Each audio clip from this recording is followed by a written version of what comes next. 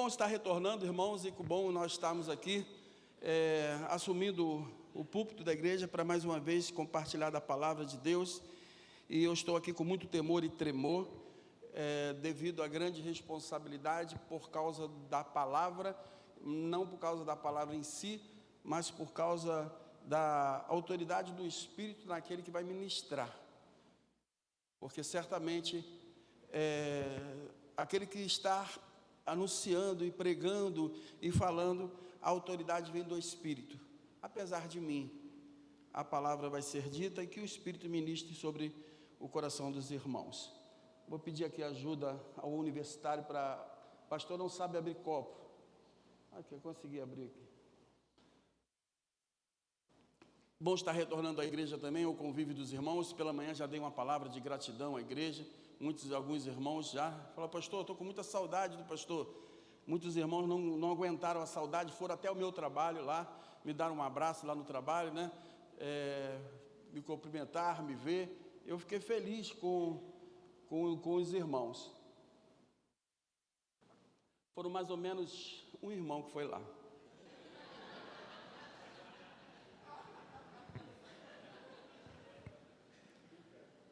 Foi você que foi lá. Você sabe o que eu estou falando. Eu não vou falar quem foi lá me visitar. Falou: pastor, eu estou com saudade. É o mesmo, o que foi no trabalho me ver, é o mesmo da sopa de ervilha. Sabe quem foi o da sopa de ervilha? Também não vou falar. Texto da palavra de Deus. Hoje nós temos aí um tempo bom, né? Amanhã é feriado, ninguém trabalha amanhã. Só eu trabalho amanhã, só eu estou escalado para trabalhar amanhã. Pastor também não tem feriado, né? O feriado do pastor é sexta, né? Então eu estou trabalhando amanhã, então não vou demorar muito na palavra. Espero que o tempo aqui usado seja realmente o tempo de Deus. Meus irmãos, nós vamos ler o texto que se encontra lá em Jeremias, vai ser projetado.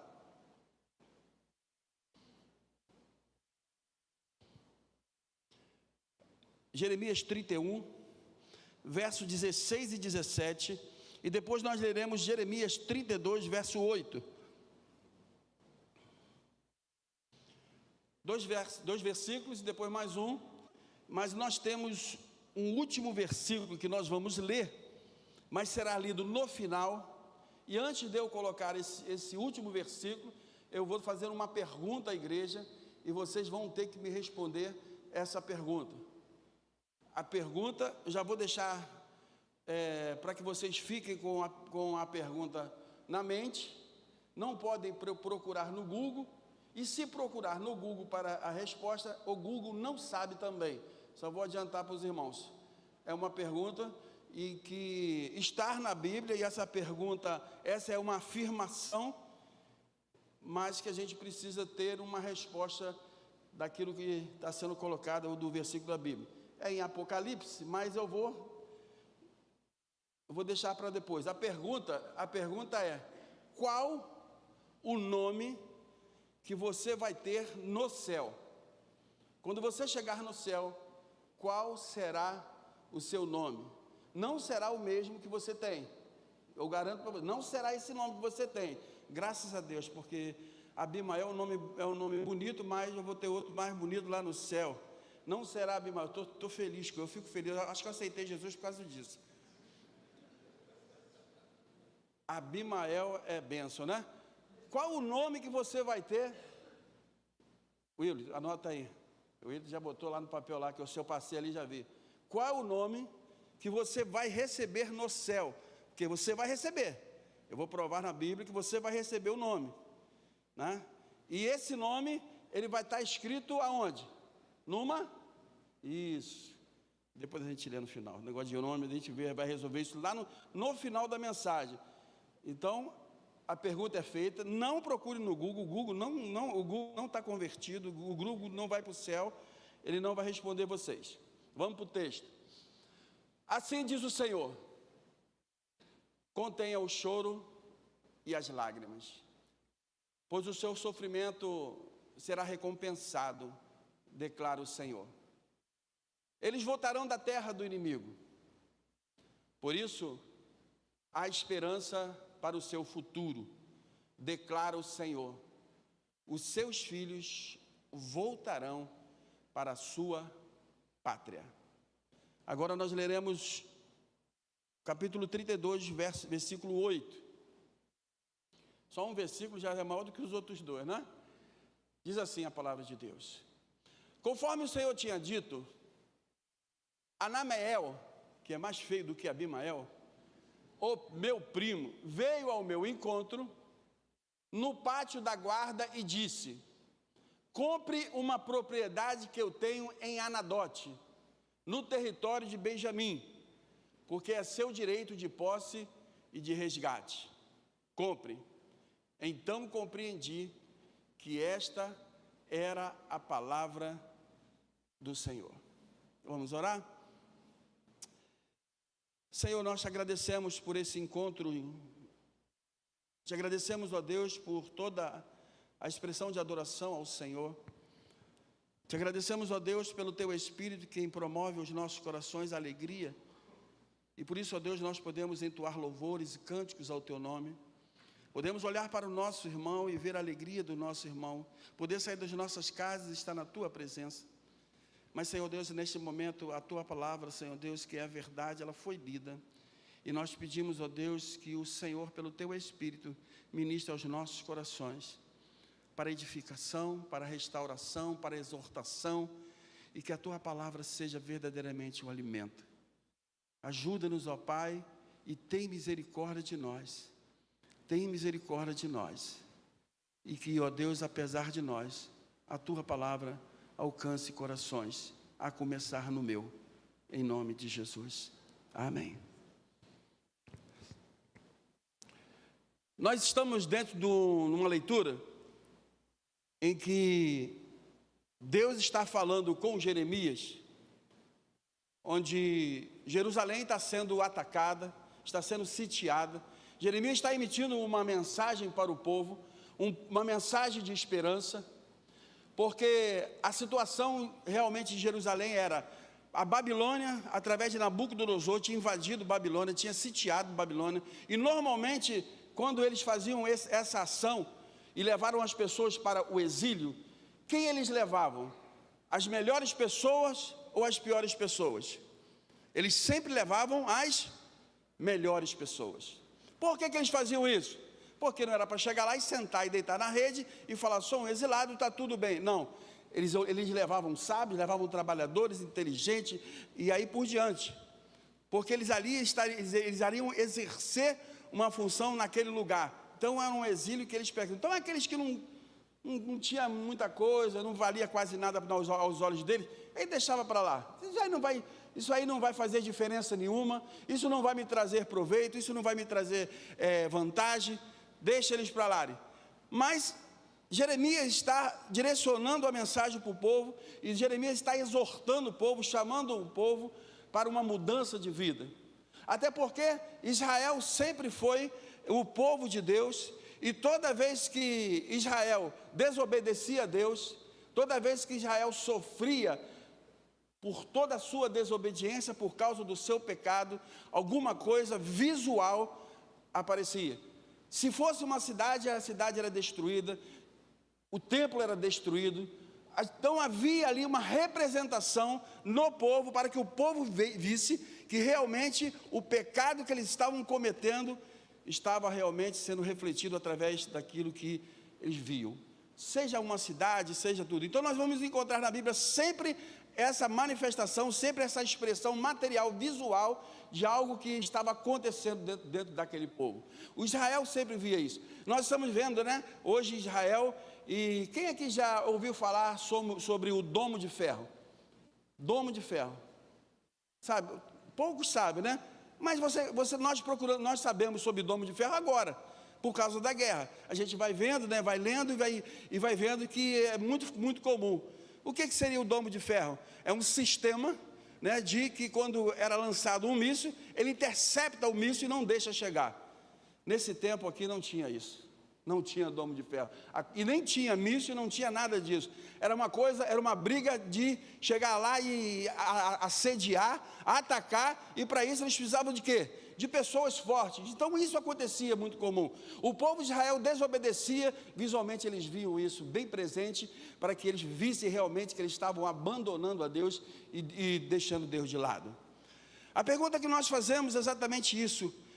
O que nós estamos vendo hoje como manifestação do nosso pecado, da destruição que nós estamos fazendo pela nossa desobediência, pelo nosso pecado, por dar as costas para Deus, se voltar contra Deus, achando que podemos viver da nossa maneira.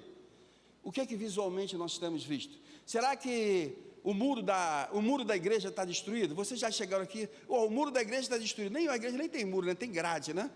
As portas da tua casa, a laje caiu, o vento bateu, levou aquela caixa de 1000 litros. O que é que visualmente nós vemos hoje? Alguma coisa desse tipo? Não, nós não vemos mais isso. Mas alguma coisa acontece, porque o pecado, ele cobra o seu preço. A desobediência, ele cobra o seu preço, porque o mal exige isso. E nós vamos encontrar sempre uma palavra de exortação e um chamamento para mudança.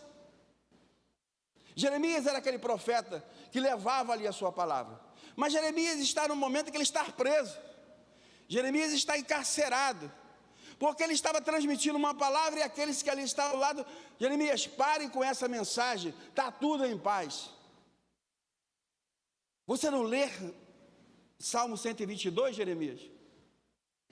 Haja paz em ti, a paz em Jerusalém, a alegria. Nós lemos o Salmo 122, falando sobre o que? A prosperidade de Jerusalém. E o salmista, quando fala quando ele escreveu esse salmo, ele estava realmente vendo um momento onde ali o povo estava inserido com obediência ao Senhor, estava desejoso de estar na presença do Senhor, indo à casa do Senhor, celebrando, adorando ao Senhor, e nada melhor do que escrever um salmo que fale exatamente daquilo que eles estavam vivendo na sua relação com Deus. E certamente isso é muito importante, porque nós vamos encontrar Jeremias falando, mostrando, ensinando e sendo perseguido. A mensagem vai ser perseguida. Nós não temos dúvida disso. Mas o que nós devemos nos aperceber, que essa mensagem de exortação também é uma mensagem de esperança. Deus está dizendo para o povo, Deus está mostrando para o povo, há esperança em Israel. Olha, assim diz o Senhor, contenha o choro e as suas lágrimas. Eu acho que é um sinal hoje muito presente da nossa desobediência com Deus. Nós não vemos mais muros caídos, mas vemos lágrimas sendo derramadas. Nós vemos dores acontecendo. Nós vemos o mal que nós fazemos muitas das vezes, pensando que nós estamos fazendo mal para Deus, mas muitas das vezes nós estamos fazendo mal para o outro.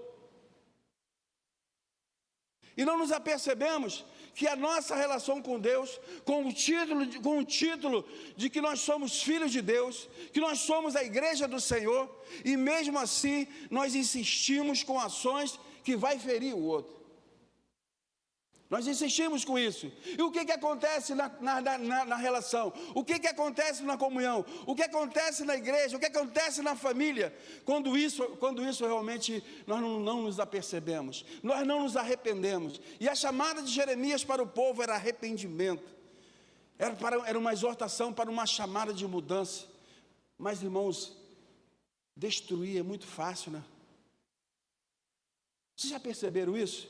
Que destruir é mais fácil. E muito mais do que isso, muitas das vezes nós encontramos pessoas e famílias que não querem mais saber de Deus, famílias, igrejas, pessoas, grupos muito bons socialmente, não tem nenhum problema, nenhuma relação, não tem destruição e não querem nada com Deus. E às vezes nós, como igreja, como pessoa, como família, trazemos essa realidade de Deus, de que somos o povo de Deus, que somos servos de Deus, que somos pastores, que somos diáconos, que somos líderes, que somos servos, que somos membros, mas muitas vezes nos acontece exatamente isso. E a palavra de Deus não é uma palavra simplesmente um profeta que chegava lá e colocava o dedo na ferida e falou assim: olha, vocês estão vendo? Vocês foram destruídos porque é a culpa de vocês. Não é esse tipo de profeta que Deus quer. E não é esse tipo de mensagem que Deus quer. Deus não quer alguém que chegue e coloque o dedo na sua ferida e fale assim: olha, você está passando por isso, você está vivendo isso, porque você realmente não vale nada, porque você não presta, você está dando as costas para Deus. Não é com esse sentimento. Você pode exortar uma pessoa, você pode ser até duro com uma pessoa, mas chamar aquela pessoa a uma responsabilidade, não apenas no sentido de agredir aquela pessoa, dizendo assim: olha, está vendo? Ficou grávida por causa disso.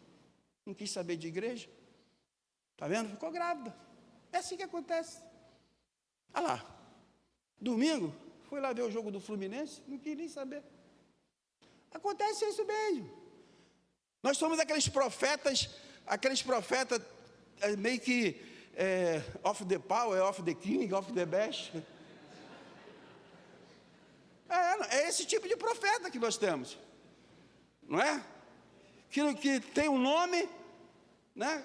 É chamado profeta reborn, só tem nome.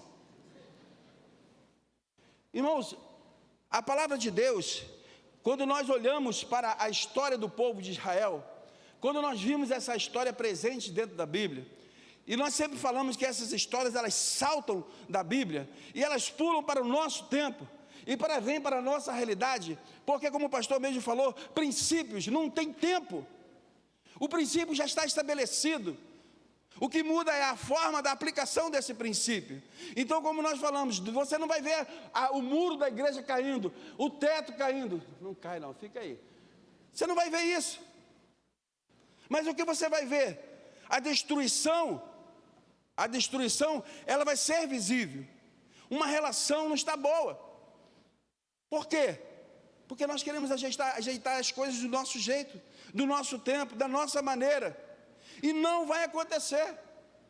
E não vai acontecer mesmo. Eu não estou colocando a ferida, porque se eu estivesse colocando a ferida, eu estaria colocando na minha ferida.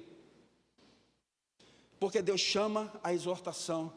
Deus usa a sua palavra, Deus usa o seu espírito, Deus usa a sua igreja, Deus usa vidas, mas situações não podem ser o único instrumento para nos chamar a atenção, para nós nos voltarmos para Deus. Chamarmos a atenção para nós mudarmos as nossas vidas, caminharmos na direção de uma mudança. Então todo esse momento de Jeremias, todo esse momento do povo de Israel, toda a destruição vista, Deus sempre tem uma palavra de esperança. Percebam que Deus sempre está na nossa direção. Deus está sempre olhando para nós e dizendo assim: não, Deus, espera aí, nós estamos sempre correndo. Nós estamos sempre tentando ajeitar as coisas. Nós sempre queremos ser independentes de Deus. Nós sempre queremos trazer aquela questão do tipo assim: não, eu sou o suficiente. Achando que a nossa identidade com Deus, a nossa identidade sem Deus, não é uma identidade verdadeira. Uma identidade sem Deus, ela não alcança a unidade. Uma unidade, ela é construída com a nossa vida com Deus. É trazer a identidade de Deus, quem nós somos. É trazer essa identidade presente. Porque se nós queremos ajeitar as coisas com a nossa identidade, e buscando essa unidade, não será possível. Só será possível unidade, onde nós juntamos a terra e o céu, onde nós trazemos a realidade de Deus para dentro de nós, como as realidades de Deus estão presentes em nós. Nós vimos que Adão, ele tinha uma unidade com Deus muito forte. Adão e Eva, eles tinham uma unidade com Deus. Por quê? Porque Deus estava ali, eles tinham a sua vida, eles exerciam a sua vida ali, todo dia, cuidando da terra, tratando das coisas, dando os nomes dos animais. A vida deles era o comum, mas a sua identidade era com Deus, e quando Deus se aproximava deles, o que acontecia? Ele ficava com medo de Deus? Não, era uma relação comum, natural, e eles desfrutavam isso com muita naturalidade. O que acontece hoje, meus irmãos? Deus quer se aproximar de nós, mas a nossa identidade está deteriorada. Quantos aqui já tiraram a segunda via da sua identidade? Perder identidade é bom, não é fácil, né? Perder documento. Documento só perde para guarda-chuva. Perder identidade é fácil. Mas nós estamos com a nossa identidade muitas das vezes perdida, achando porque somos povo de Deus, somos igreja do Senhor, somos servos de Deus, somos o que for. Se a identidade, a presença de Deus, o Espírito de Deus não estiver definindo-nos quem nós somos, verdadeiramente nós não encontraremos a unidade. A unidade é onde eu olho para aquilo que Jesus está ensinando. E como o pastor Davis pela manhã falou, né, que às vezes é difícil. Jesus disse assim, olha, faz isso, caminha mais uma milha, perdoa. Jesus parece que pede coisas assim fora. Não é que Jesus pede fora. Nós é que olhamos para aquilo que Jesus está pedindo e achamos ser uma coisa incrível, uma coisa quase inatingível. Mas não. Jesus está dizendo exatamente isso. Ó. Isso é possível se você crer. Isso é possível se você trazer para dentro de você e viver essa realidade. Você quer prosperidade? Você quer ser próspero? Busca uma vida com Deus. Você quer realmente experimentar as coisas? Busca uma vida com Deus. Estejam ali buscando, orando. Hoje nós tivemos aí a muralha de oração, né? A muralha de oração. Quantos estiveram diante daquela muralha do muro de Jerusalém, né? Vocês verem hoje Jerusalém? Os muros da... Já viram qual é o nome daquele muro que está em Jerusalém? Que as pessoas vão lá. Os muros da... Sabe por que aquele muro está ali, a figura daquele muro de lamentação? Por que ele representa aquele muro? Por que não poderia mudar esse nome? Por que não trocar esse nome de lamentação? Um nome tão feio, né? Mas por que eles usam o lamento? Porque o lamento é quando nós choramos, é quando nós nos arrependemos, é quando nós nos curvamos diante de Deus, nos humilhamos diante de Deus. Não sei se vocês já viram alguns judeus, ali no muro das lamentações, alguns judeus eles chegam perto do muro e ficam assim, ó. Já viram? Não estou imitando calango não. Tem um significado desse movimento. Eles dizem que é o Espírito movendo a chama de fogo. Já viu aquela vela quando você bota assim, que a vela fica mexendo? A vela fica assim? É esse significado que eles têm. Dois significados, não sei se é exatamente esse. Mas dois significados é exatamente esse. O Espírito vai movendo. O Espírito vai movendo e o ser humano vai se curvando. O Espírito vai movendo e o ser humano vai se curvando. Enquanto nós invertermos isso com a nossa identidade, Deus vai falar assim, olha, eu lamento, mas unidade não vai existir. Perceba que quando o homem ele peca, e ele quebra essa unidade, ele quebra essa relação, qual é a primeira coisa que ele faz? Ele vai se esconder. Por que ele se esconde? Porque ele já percebe que algo vai incomodar a ele. E quem vai estar incomodando a ele? É Deus. No lugar de vergonha, de uma identidade de vergonha, a única coisa que Deus vai fazer é olhar e dizer, veste uma roupa aí. O homem, quando ele ficou nu, quando eles ficaram nus, o que eles sentiram? Vergonha. Por que eles sentiram vergonha? Por que o homem agora começa a sentir essa vergonha? Porque a vergonha representa assim, quem é você? Eu não sei quem é você. Eu estou inseguro. Eu estou com medo. Essa nudez é uma nudez de perder a sua identidade. Agora nós vamos olhar para o outro e vamos achar que o outro não vai nos incomodar.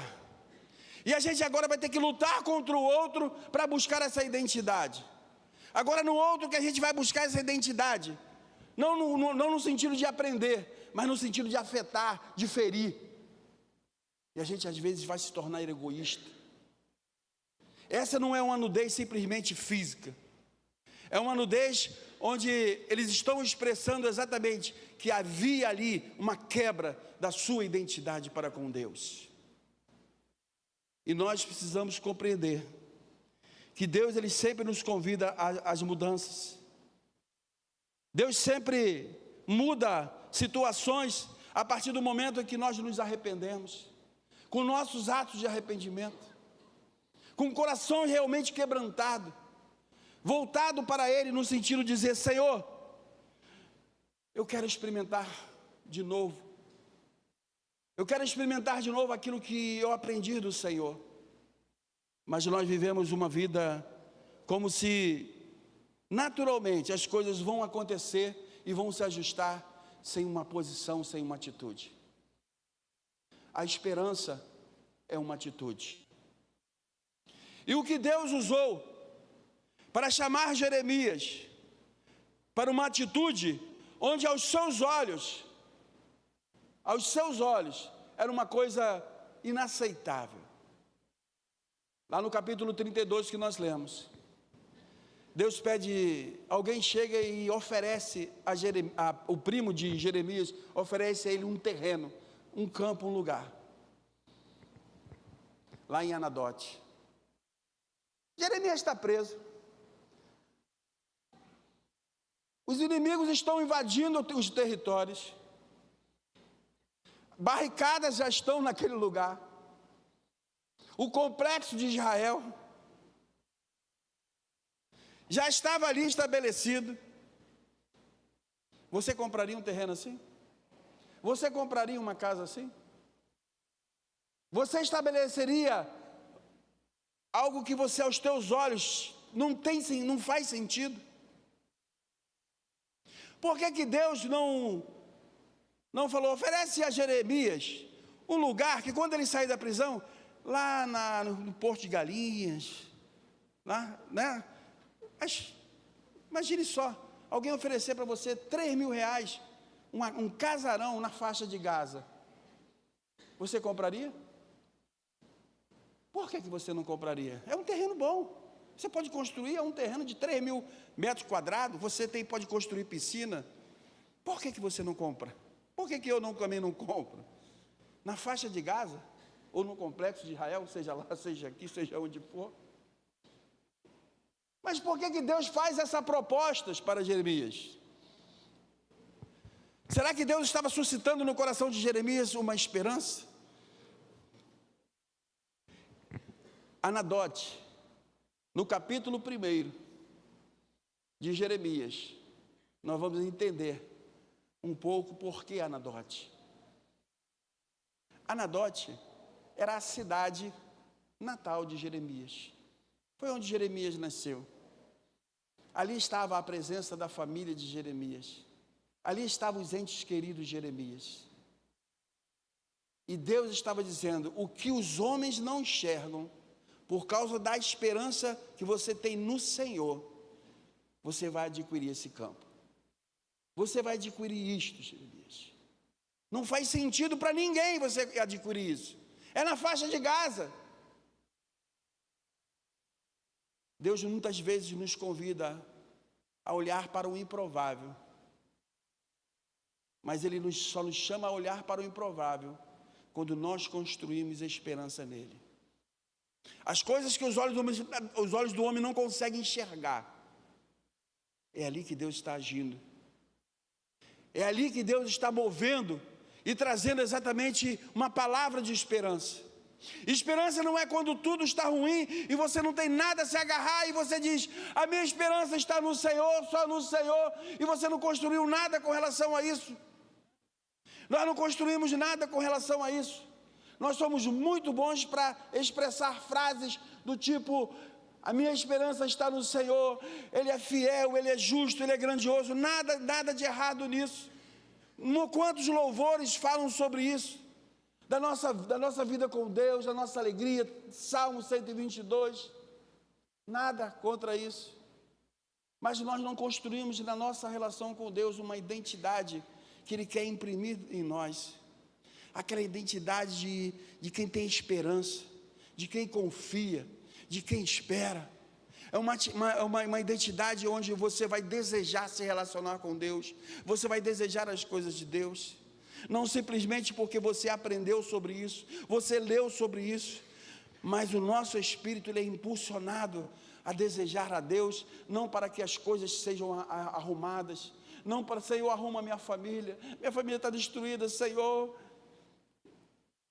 E Deus faz igual fez com Neemias.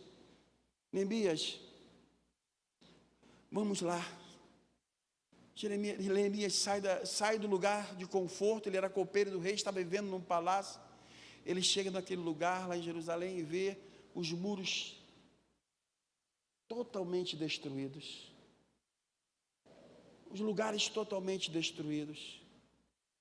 E aqueles muros destruídos significavam que o povo já tinha abandonado a casa do Senhor, tinha abandonado o compromisso com Deus. E restauração, irmãos, restauração é muito mais trabalhoso do que construção. Como nós falamos, nós temos muita facilidade em destruir, mas reconstruir também requer muito trabalho. Mas Deus sempre nos convida, sempre nos chama a dizer: não destrua. Mesmo que você saiba que eu estou disposto a reconstruir, a primeira ação, não destrua. Seja a relação com o teu irmão, seja a relação dentro de casa. É onde as nossas vontades, elas precisam ser encontradas com a vontade do Senhor. É nós entendermos aquilo que o Senhor quer para nós e viver isso com muita intensidade. Não apenas saber, porque, irmãos, nós sabemos o que Deus quer para nós. Não nos falta conselhos, não nos falta profetas, não nos faltam as histórias, não nos falta a nossa experiência do dia a dia, porque elas refletem exatamente isso. E às vezes nós olhamos assim, não, está tudo bem,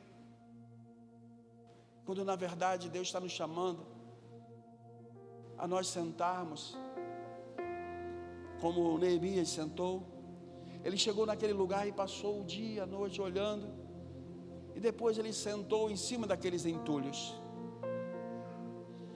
Imagine o coração de Neemias, um homem que podia estar no palácio, vivendo tipo assim: olha, meu povo, eles que erraram, eles que se virem. Mas Deus chama-nos sempre a restauração, não dizendo, não passando a mão pela nossa cabeça, dizendo: tudo bem, você destruiu, isso acontece, isso é normal. Não é normal, não é normal. Mesmo que haja reconstrução, o convite é sempre na direção: não destrua. Não chegue ao momento de você ter que sentar em cima dos entulhos e dizer: Senhor, agora é contigo. Deus vai falar assim para nós: cada pedaço desse entulho, ele tem um nome. Cada pedaço desse entulho tem um nome. Cada entulho desse tem um significado. Mas há esperança. Deus não está dizendo encolhe o choro. Deus está dizendo chore. Mas saiba que o choro ele tem um tempo. Para você ir na direção da restauração e da reconstrução, é necessário quebrantamento. É necessário um coração arrebentado e colocado como entulhos.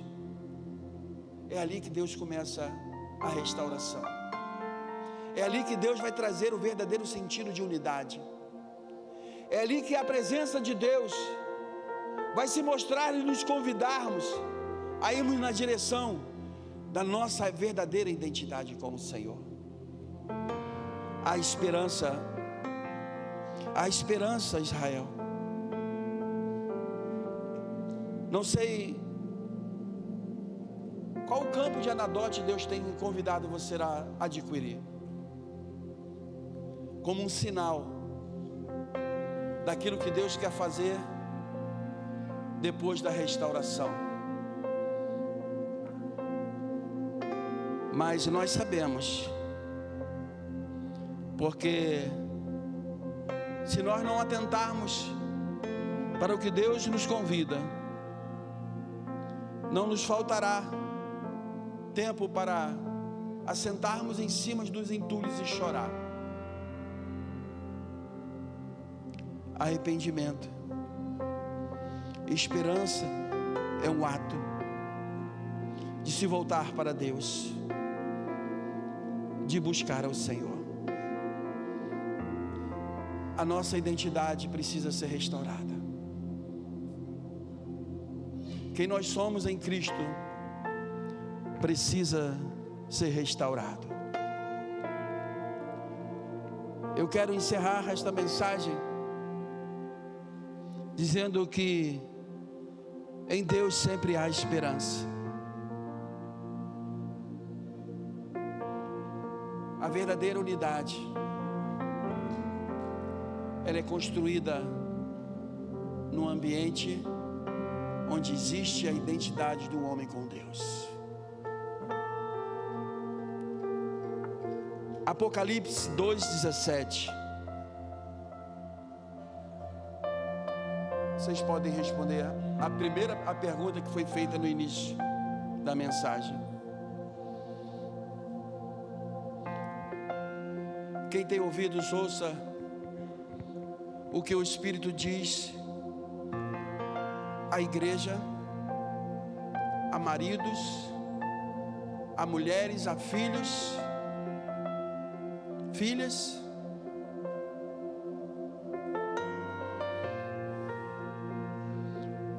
Aquele que vencer, darei do maná escondido, também lhe darei uma pedra branca, com um novo nome escrito nela. Vocês sabem por quê? Tem que ser outro nome? Sabe por que tem que ser outro nome? Porque com a minha identidade sem Deus,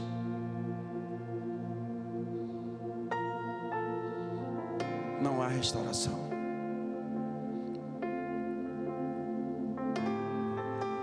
Eu darei uma pedra branca com um novo nome escrito nela.